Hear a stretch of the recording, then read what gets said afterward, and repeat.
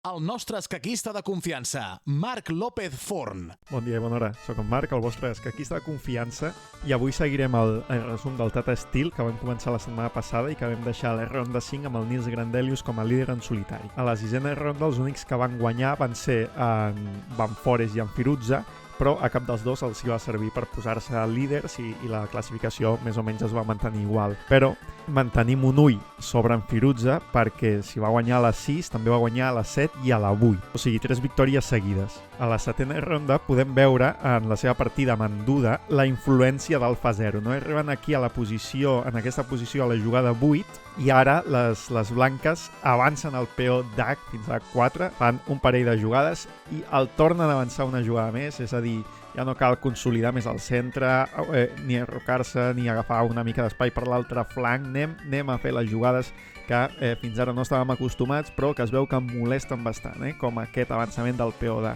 A, cobrint unes columnes que normalment no s'obrien, i aquesta és una de les novetats que va portar la intel·ligència artificial al fa 0. Després, a la ronda 8, com hem dit, torna a guanyar en Firouzja, però la partida del dia segurament sigui aquesta que ha estat comentada per tothom, Tots els que fan vídeos d'escacs han comentat aquesta partida entre l'Esipenko i el Magnus Carlsen. Esipenko té 18 anys, d'acord? I no l'impressiona en Carlsen. Diu, bé, no m'importa que siguis número 1 mundial, que siguis campió del món, etc etc. Aquí a la jugada 8, les blanques fan G4, que ja indica que venen a per tu, que ja indica que li pregunten què?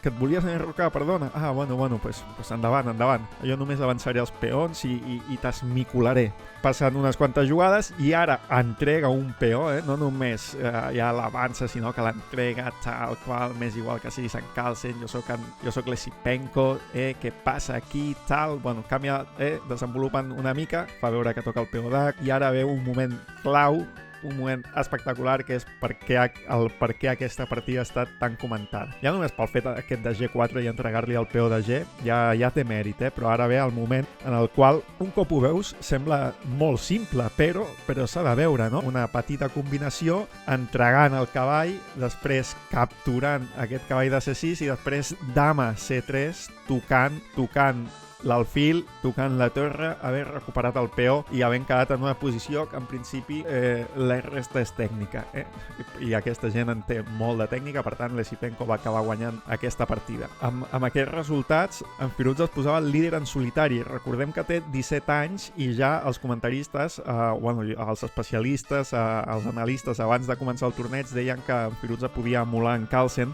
perquè en Carlsen va quedar campió del Tata Steel amb 17 anys. Llavors aquí, després de la ronda 8, el Firouzja es posava el líder en solitari. Però a la ronda 9 se li sumarien en Caruana i en Giri perquè ell no va guanyar, i els altres sí, i el van empatar. I va haver-hi un triple empat. Segurament la partida del dia de la jornada 9 va ser la del Caruana amb el Volstiastek, que s'arriba en aquesta posició a la jugada 33 i les negres decideixen entregar el cavall per ja anar a l'atac definitiu. Ara, les blanques estan tocant el cavall, les negres no li importa, capturen aquest peó, les blanques capturen efectivament, escac, es tapa, capturen aquest peó, d'acord? Canvia, captura amb la torre escac, se'n va, avança fins a F2 i ara ve la cirereta del pastís amb la segona entrega de cavall C4, i a més no està capturant cap peça ni cap peó ni res, simplement cavall C4.